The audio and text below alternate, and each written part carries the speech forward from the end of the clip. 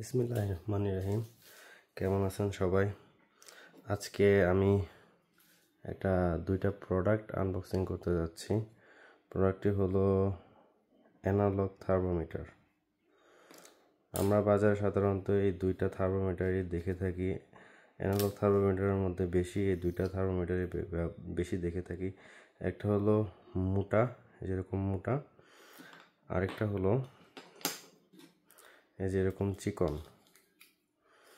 এই দুইটা থার্মোমিটারই সাধারণত দেখতে পারি।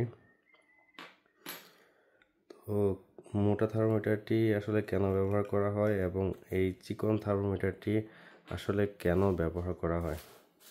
এই দুইটা থার্মোমিটার আসলে অনেক ভালো থার্মোমিটার।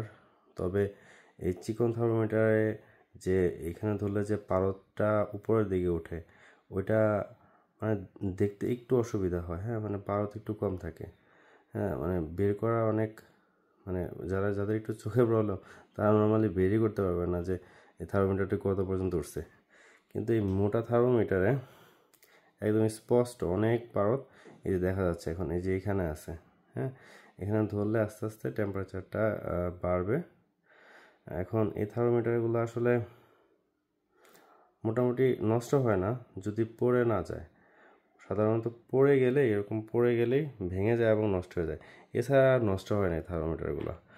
আর যেহেতু এখন অনেক বেশি ডেঙ্গুর প্রকোপ, আপনার এই থার্মোমিটারগুলো কিনতে পারেন। এগুলো হলো তোশিবা থার্মোমিটার।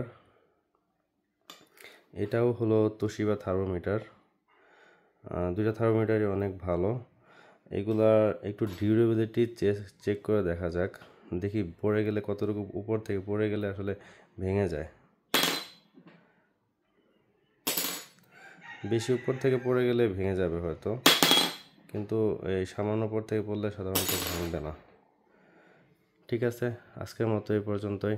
দেখা হবে পরের কোনো ভিডিওতে।